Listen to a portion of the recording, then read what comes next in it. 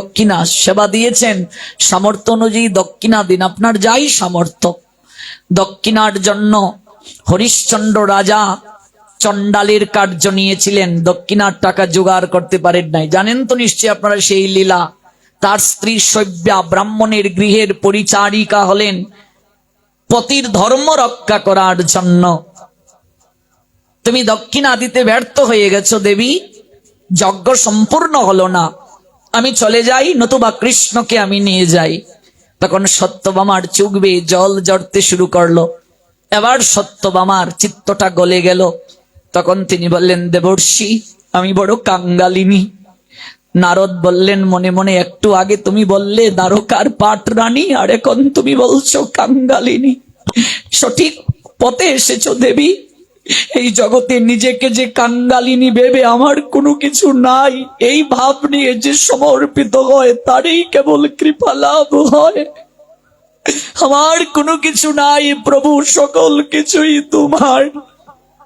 এই সংসার তোমার, সকল কিছু তোমার, স্ত্রী পুত্র স্বামী পরিবার পরিজন সকল কিছুই তোমার প্রভু। আমি দেখাশোনা করার দায়িত্ব পেয়েছি, তুমি খাওয়ালে আমি খাই, তুমি আমাকে যেভাবে চালাও সেভাবে চলি। আমার কিছু নেই প্রভু, আমার কিছু নেই। এই ভাব যদি না আসে, কাঙ্গাল না হলে কাঙ্গালের ঠাকুরের কৃপা পাওয়া যায় না।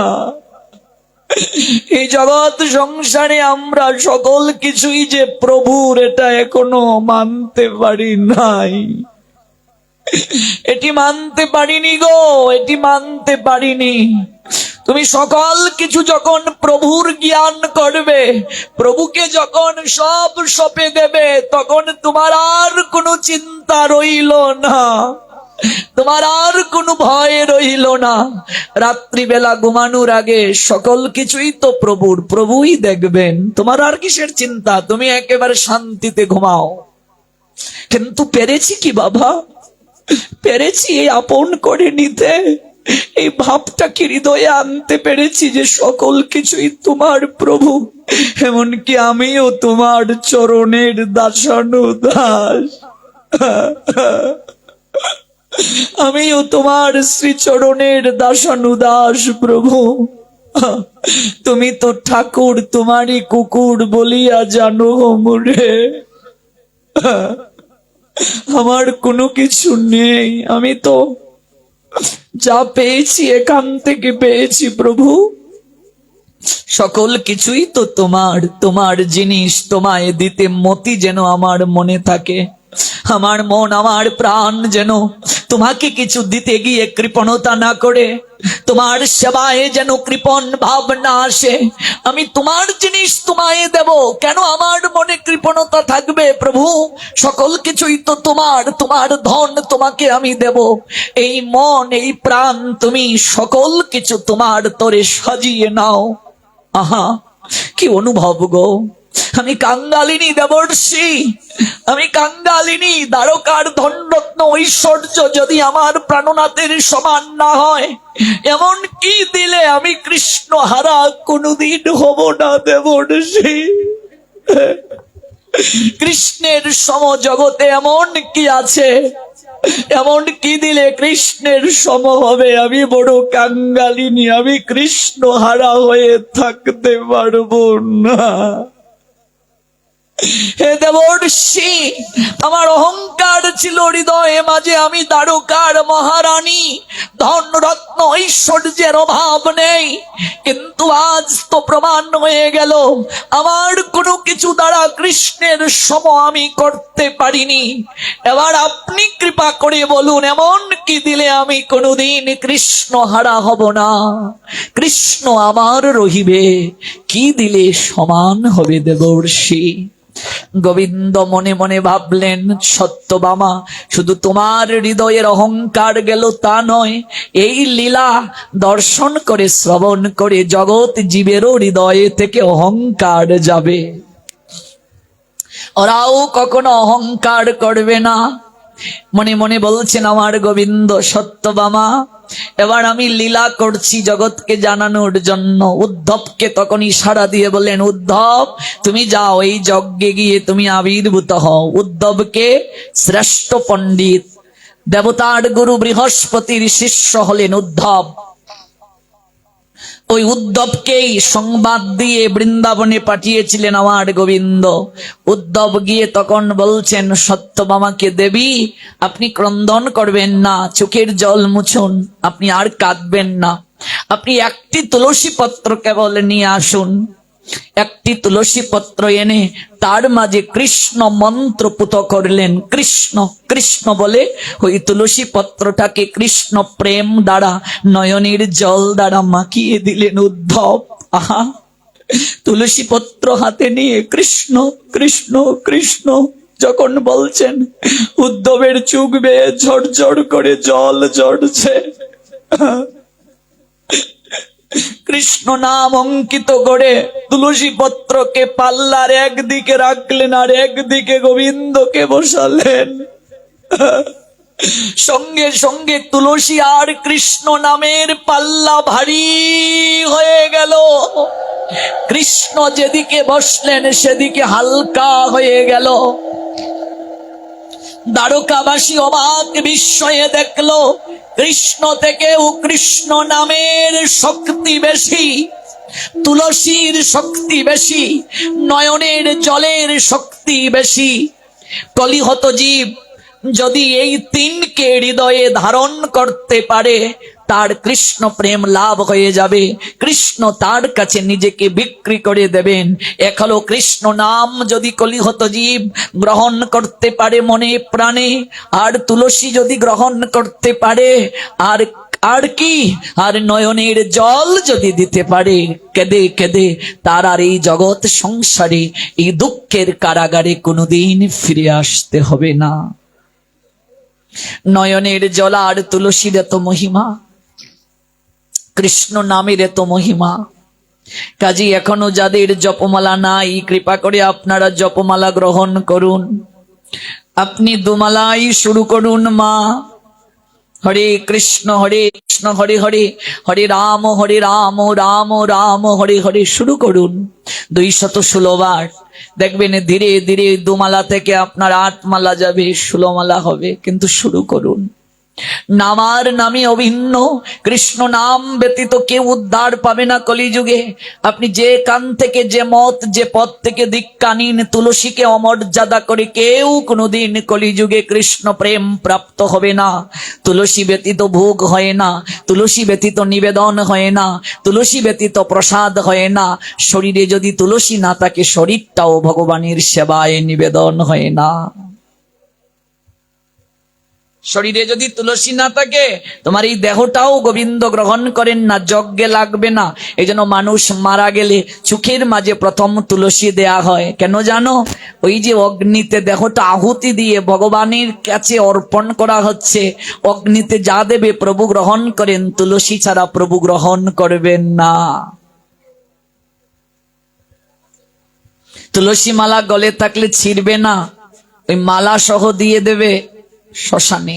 তুলসী কাষ্ঠ যখন শুকিয়ে যাবে, কেউ মারা গেলে ওই চিতার মাঝে ওই দাহ কার্যে 1 খণ্ড শুকনা তুলসী কাষ্ঠ দেবে, তাহলে এটা যজ্ঞ হয়ে গেল। যজ্ঞ। তুলসী কৃপা করার জন্য এসেছেন। শুকনা তুলসী কাষ্ঠ দিয়ে প্রহ্লাদ সংহিতায় লেখা আছে, কেউ যদি ভগবানের উদ্দেশ্যে প্রদীপ দেখায়, 1 লক্ষ অন্য প্রদীপ দেখানোর ফল হয়। আর গুরুদেবকে তুলসী কাষ্ঠ দিয়ে প্রদীপ দেখালে শুধু মস্তকে দেখাবে, চরণে দেখাবে না। তুলসী কাষ্ঠ দিয়ে গুরুদেবকে প্রদীপ দেখানো যাবে না, মস্তকে, কেবল মস্তকে, চরণে নয়। গুরু চরণে তুলসী হয় না। আজকাল অনেক মহাপুরুষের চরণে তুলসী দিয়ে দেয়, উচিত নয়। নরকগামী হব আমরা। গুরু চরণে পুষ্প, গুরুদেবের 3 জায়গায় তুলসী দেয়া যায়। মস্তকে তুলসী দেয়া যায়, বক্ষে তুলসী দেয়া যায়, আর হস্তে তুলসী দেয়া যায়। এই 3 জায়গার যে কোনো একটি জায়গায় আপনি তুলসী দিতে পারবেন। হয় আপনি মস্তকের মাঝে তুলসী দেবেন, নতুবা বক্ষে মানে বুকের মাঝে তুলসী দেবেন, নতুবা হাতের মাঝে তুলসী দেবেন, কিন্তু ভগবান ব্যতীত কারো চরণে তুলসী দেবেন না, অপরাধ হয়ে যাবে। এই অপরাধে আমাদের নিম্নগতি প্রাপ্তি হবে। প্রতিদিন মা গোবিন্দকে তুলসী না দিয়ে, চন্দন চর্চিত করে তুলসী না দিয়ে, গুরুচরণে পুষ্প না দিয়ে, তুলসীতে জল দান না করে, পরিক্রমা না করে, প্রণাম না করে আহার করবে না, কোনোদিন আহার করবে না। নিজে যেমন দেবে, সন্তানকেও বলবে যে বাবা স্নান করে তুলসীতে একটু জল দাও, তুলসীকে একটু পরিক্রমা করো, গীতাটা একটু পড়ে নাও, তারপর আহার করবে। এতটুকু ভজন যদি না করো, টিকবে কি করে সংসারে? কি করে টিকবে? বুকে হাত দিয়ে বলো তো, কতটা ভজন করো? আমি কতটা ভগবানকে 24 ঘন্টার মাঝে সময় দেই? আমাকে বলে একজন যে জপমালা নিলে কুচিন্তা কুভাবনা আসে। আমি তাকে বললাম 24 ঘন্টার মাঝে কতটা সময় আপনি কৃষ্ণ চিন্তা করেন আর কতটা সময় অন্য চিন্তা করেন? যে চিন্তার পাল্লাটা ভারী সেই চিন্তাটাই তো বেশি প্রভাব খাটাবে। এই জন্য যখন আমার কৃষ্ণ চিন্তাটা বেশি হবে, তখন আর অন্য কোনো ভাবনা, অন্য কোনো চিন্তা আমার মাঝে আসবে না, আসার সুযোগ নেই। অভ্যাস যখন হয়ে যাবে, হুচট খেলেও কৃষ্ণ বলবে, ঘুমের ঘুরেও কৃষ্ণ বলবে, বিপদে পড়লেও কৃষ্ণ বলবে, সব জায়গায় কৃষ্ণ। যদি এমন হয়, বুঝবে কৃষ্ণ বলতে বলতে অভ্যাস করে নিয়েছ, সর্বক্ষেত্রে কৃষ্ণ, সর্বক্ষেত্রে আমার প্রভুর নাম, গুরুদেবের নাম, কিছু হবে না। শয়নের গৃহে ভগবানের ছবিটা রাখো, চরণ থেকে একটু উপরে, ঘুমালেই যেন তাকে দেখতে পাও, চোখটা খুলেই যেন তাকে দেখতে পাও। চৌকাঠ সালামির উপরে ভগবানের ছবি রাখো, যাবে প্রণাম দিয়ে যাবে, প্রবেশ করবে প্রণাম দিয়ে যাবে। বাড়ির সামনে তুলসী বৃক্ষ রাখো, বের হবে তুলসীকে প্রণাম দিয়ে বের হবে। কোথাও থেকে আসবে, তুলসী দর্শন করে যাবে। তুলসী দর্শন করলে সর্ব পাপ দূরে যায়, আর পরশ করলে, স্পর্শ করলে, বপু, বপু মানে শরীর, শরীর পবিত্র হয়ে যায়। আর প্রতিদিন তুলসীতে জল দিলে, তাকে স্নান করালে ধীরে ধীরে তার কৃষ্ণ ভক্তি লাভ হয়ে যায়। আর পরিক্রমা যদি 4 বার তুলসীকে প্রতিদিন কেউ করে, তাহলে তার কি হয় জানো মা? জানি কানি চ পাপানি ব্রহ্ম হত্যা দিকানি চ তানি তানি প্রণশন্তি প্রদক্ষিণ পদে পদে। যদি 4 বার তুলসীকে কেউ পরিক্রমা করে, মহাপাপীও যদি হয়, তার পাপ ধীরে ধীরে স্খলন হয়ে যায়।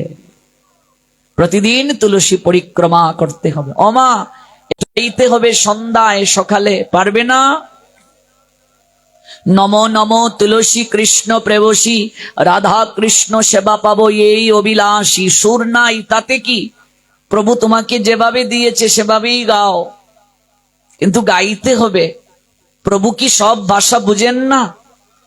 তুমি যে ভাষাতেই বলবে, প্রভু সে ভাষাতেই বুঝবেন, কিন্তু গাইতে হবে। প্রতিদিন যে সংসারে তুলসী আরতি হয়, সেই সংসারে অলক্ষ্মীর প্রবেশ হয় না। কারণ তুলসী আর গঙ্গা জলে পুজলে নাকি তোমায় মিলে। তুলসী কৃষ্ণ প্রিয়া, কৃষ্ণের প্রেয়সী। আচ্ছা, আপনি সরকারের সঙ্গে দেখা করবেন, সরাসরি যেতে পারবেন? সম্ভব নয়। মাননীয় প্রধানমন্ত্রী তথা সরকার প্রধানের কোনো নিকটের মানুষের সঙ্গে যদি তোমার সম্পর্কটা থাকে, তাহলে খুব সহজে তার কাছে যাওয়া যাবে কিনা?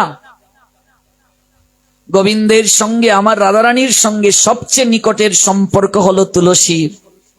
তাই তুলসী যদি কাউকে কৃপা করেন, সঙ্গে সঙ্গে কৃষ্ণ প্রেম লাভ হয়ে যায়। বলছেন কি, যে তোমার শরণ লয় তার বাঞ্ছা, বাঞ্ছা শব্দের অর্থ ইচ্ছা, তার বাঞ্ছা পূর্ণ হয়। কৃপা করে করো তারে বৃন্দাবনবাসী। তুমি কৃপা করে বৃন্দাবনে বসবাসীর সুযোগ করে দিতে পারো। মোর মনে অভিলাষ, আমার হৃদয়ে একটা ইচ্ছা আছে, বিলাসকুঞ্জে দিও বাস, নয়নে হেরিব সদা যুগল রূপ রাশি। আমার এই দুই নয়নে ওই রাই কানুর যুগল রূপ আমি দর্শন করতে চাই গো তুলসী, তুমি আমায় কৃপা করে দাও। এই নিবেদন ধরো, সখী অনুগত করো। সেবাটা সখীদের আনুগত্যে, মঞ্জুরি আনুগত্যে। এই নিবেদন ধরো, সখী অনুগত করো, সেবা অধিকার দিয়া করো নিজ দাসী। আমায় অধিকার দান করো তুমি। তুমি বৃন্দা নাম ধরো, অঘটন ঘটাইতে পারো। সিদ্ধ মন্ত্র দিয়াছেন তোমাকে পূর্ণমাসী। এই জগতে যা হওয়ার নয় তুমি তা হইয়ে দিতে পারো, যা করার নয় করে দিতে পারো, যা পাওয়ার নয় তুমি পাইয়ে দিতে পারো। তুমি অঘটন ঘটন পটিয়সী। দিন মুড যেন এই হয়, আমার কি হয়, শ্রী রাধা গোবিন্দ প্রেমে আমি সদায় যেন ভাসি। আমি রাধা গোবিন্দের প্রেমে যেন সতত নয়ন নীরে ভাসতে পারি, প্রেমে যেন হাবুডুবু খেতে পারি। তুমি আমায় এই কৃপা করো তুলসী। তুলসী ছাড়া কখনো কৃপা হয় না। সেই তুলসী আর গঙ্গার জলে অদ্বৈত আচার্য প্রভু নিরবধি আমার গোলকের গোলকপতি গোলকনাথকে তিনি ডেকেছেন। তুলসী মঞ্জুরি সহিত গঙ্গা জলে নিরবধি সেবে কৃষ্ণ মহাকৌতূহলে হুঙ্কার করো এ কৃষ্ণ আবেশের তেজে।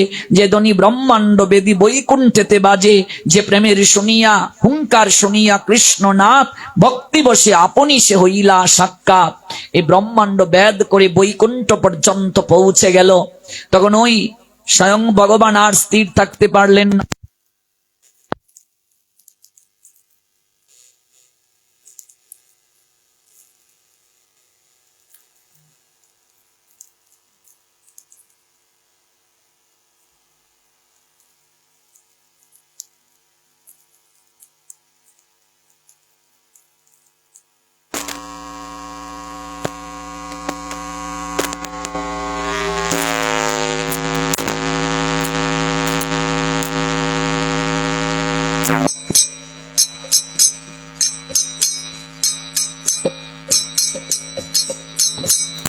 স্বয়ং ভগবান এলেন, গোলকপতি এলেন ভুলুকে শ্রীকৃষ্ণ চৈতন্য রূপে জগৎকে কৃপা করার জন্য। অদ্বৈতের ডাকে তিন বাঞ্ছা হৃদয়ে লালন করে ভক্ত ভাব অঙ্গীকার করে গোলকপতি ভগবান ভুলুকে নামলেন।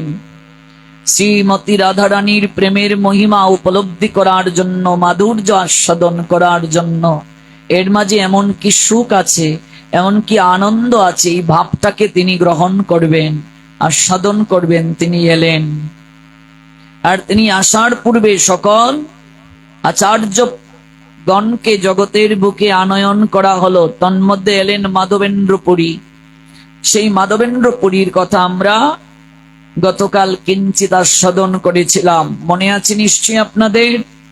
সেই মাধবেন্দ্রপুরী তিনি বৃন্দাবনে যখন তিনি গোবর্ধন পরিক্রমা করে গোবিন্দ কুণ্ডে এলেন, স্নান করি বৃক্ষতলে সন্ধ্যায় বসে আছেন, তখন স্বয়ং ভগবান দুগ্ধের বাণ্ড নিয়ে মাধবেন্দ্রপুরীর নিকটে এলেন। আর বালকের সৌন্দর্যে মাধবেন্দ্রপুরী সন্তুষ্ট হয়েছিলেন। মাধবেন্দ্রপুরী জিজ্ঞেস করেছিলেন, তুমি কে, তোমার বসবাস কোথায়? বালক কহে, গোপ আমি এই গ্রামে বসি, আমার গ্রামেতে কেহ না রহে উপবাসী। আমি ওই গ্রামে বাস করি, আমার গ্রামে কেউ উপবাস থাকে না। তাই ভাণ্ডের দুগ্ধ তুমি গ্রহণ করো, আর আমি পরবর্তীতে এসে ওই ভাণ্ডটা নিয়ে যাব। গু দুহন করিতে চাহি শীঘ্র আমি যাব, আবার আসি আমি এই ভাণ্ড লইব। এত বলি বালক গেলা না দেখই আর, মাধবপুরীর চিত্তে হইল চমৎকার। দুগ্ধবান করি ভাণ্ড ধুইয়া রাখিল, কিন্তু সেই বালক আর পুনঃ আইল। বসি নাম লয় পুরী নিদ্রা নাহি হয়, সেই রাত্রে তন্দ্রা হইল বাহ্যবৃত্তি লয়। স্বপ্নে দেখি সেই বালক সম্মুখে আসিয়া এক কুঞ্জে লইয়া গেলা হাতেতে ধরিয়া। এই মাধবেন্দ্রপুরী যখন ওই বৃক্ষতলে শয়ন করছেন, অপেক্ষা করতে করতে যখন আর বাণ্ডটা নেয়ার জন্য বালক আসেন নাই, তখন তন্দ্রা এসেছে তার চোখে। গৌর প্রেমানন্দে কথা বলা যাবে না। তন্দ্রা যখন এলো তখন দেখলেন ওই বালক হাতটা ধরে মাধবেন্দ্র পুরীকে একটা কুঞ্জের মাঝে নিয়ে গিয়েছে। বলছেন, হে পুরী, তাকিয়ে দেখো। কুঞ্জ দেখাইয়া কহে, আমি এই কুঞ্জে রই। এই যে কুঞ্জটা দেখতে পাচ্ছ, এই কুঞ্জের মাঝে আমি আছি। কে বলছেন? স্বয়ং ভগবান শ্রী গোবিন্দ। চিন্তা করুন, কোন ছেলে? আমাদের এই ঘরের ছেলে, সুনামগঞ্জ জেলার ছেলে মাধবেন্দ্র পুরীকে কুঞ্জ দেখাইয়া কহে, আমি এই কুঞ্জে রই। শীত বৃষ্টি দাবাগ্নিতে আমি বড় দুঃখ পাচ্ছি গো। তুমি গ্রামের লোক এনে তুমি আমাকে এই জায়গা থেকে নিয়ে মন্দিরে স্থাপন করো, একটা মঠ স্থাপন করো, আর শীতল জলে আমাকে স্নান করাও। কি একটা প্রেমের কথা বললেন। মাধবেন্দ্র পুরীকে তখন জড়িয়ে ধরে নিদ্রা তন্দ্রা এসেছে, ঘুমের ঘুরে দেখছেন স্বয়ং ভগবান তাকে আলিঙ্গন দিয়ে বলছেন, পুরী, বহুদিন তোমার পথ আমি করি নিরীক্ষণ। আমি ওই কুঞ্জে বসে কত বছর থেকে বছর ধরে তোমার পথ আমি নিরীক্ষণ করছি, অপেক্ষা করছি আমি তোমার জন্য। কবে আসি মাধব আমায় করিবে সেবন? কবে মাধবেন্দ্র আসবে এই বৃন্দাবনে? কোথা থেকে? এই বঙ্গ থেকে, আমাদের এই তাহিরপুর বর্তমান যেখানে, ওই জায়গা থেকে কবে বৃন্দাবনে যাবে, গিয়ে আমায় আমায় সেবা করবে। এই যে চৈতন্য চরিতামৃত দেখতে পাচ্ছেন, এই চৈতন্য চরিতামৃত কজনের ঘরে আছে আমি জানি না, প্রত্যেকের ঘরে থাকতে হবে এই চৈতন্য চরিতামৃত। এই চৈতন্য চরিতামৃত যদি থাকে, তাহলে আপনারা বাড়িতে গিয়ে মধ্যলীলাটা খুলবেন। মধ্যলীলার চতুর্থ পরিচ্ছেদে আপনারা এই লীলা পাবেন। বহুদিন তোমার পথ আমি করি নিরীক্ষণ, কবে আসি মাধব আমায় করিবে সেবন। তোমার প্রেম বসে করি সেবা অঙ্গীকার, দর্শন দিয়া নিস্তারিব আমি সকল সংসার। আমি তোমার নিকট থেকে সেবা গ্রহণ করব, তোমার নিকট থেকে আমি সেবা গ্রহণ করতে চাই। আর আমি তোমাকে মাধ্যম করে জগৎকে কৃপা করব, জগতের লোককে আমি কৃপা করব, দর্শন দেব। শুনো, শ্রী গোপাল নাম মোর, গোবর্ধনধারী, আমার নাম গোবর্ধনধারী গোপাল। বজ্রের স্থাপিত আমি, ইহা অধিকার। বজ্রকে শ্রীকৃষ্ণের পুত্রের নাম হলো প্রদ্যুম্ন। ভগবান কৃষ্ণের পুত্রের নাম কি? প্রদ্যুম্ন। আর প্রদ্যুম্নের পুত্রের নাম হলো অনিরুদ্ধ, অনিরুদ্ধের পুত্রের নাম হলো বজ্র। তাহলে ভগবানের পুত্রের নাম হলো প্রদ্যুম্ন, তাহলে প্রদ্যুম্নের পুত্র অনিরুদ্ধ, অনিরুদ্ধ হলো ভগবান কৃষ্ণের নাতি, আর অনিরুদ্ধের পুত্রের নাম বজ্র, মানে পন্থী। ভগবান কৃষ্ণের পন্থী বজ্র। এই বজ্র এই বিগ্রহের সেবা করেছিলেন। ভালো করে লক্ষ্য করুন, ভগবান কৃষ্ণের পুত্রের নাম হলো প্রদ্যুম্ন, প্রদ্যুম্নের পুত্রের নাম হলো অনিরুদ্ধ, অনিরুদ্ধের পুত্রের নাম হলো বজ্র। আমি এই বজ্রের দ্বারা আমি সেবা প্রাপ্ত হয়েছিলাম। ওই বজ্র আমাকে প্রতিষ্ঠিত করেছিল। আর এই বজ্র শৈলের উপরে, শৈল মানে পাহাড়, পাহাড়ের উপরে কুঞ্জের মাঝে আমাকে রেখে গিয়েছিলেন, সেবা করে রেখে গিয়েছিলেন এই কুঞ্জের ভেতরে। আমি কতকাল ধরে তোমার জন্য কেবল অপেক্ষা করে আছি। কথাটা উপলব্ধি করতে পেরেছেন? আমি তোমার জন্য অপেক্ষা করে আছি, তুমি কবে আসবে? তুমি এসে আমাকে ওই জায়গা থেকে নিয়ে একটা মঠ স্থাপন করে, অর্থাৎ মন্দির স্থাপন করে তুমি আমায় বসাবে, তুমি আমায় সুশীতল জল দ্বারা স্নান করাবে, আর তোমাকে মাধ্যম করে আমি জগতের লোককে দর্শন দেব, কৃপা করব। আমার নাম গোবর্ধনধারী গোপাল। এত বলি সেই বালক স্বপ্নে অন্তর্দান করিল, জাগিয়া মাধবেন্দ্র পুরী বিচার করিল।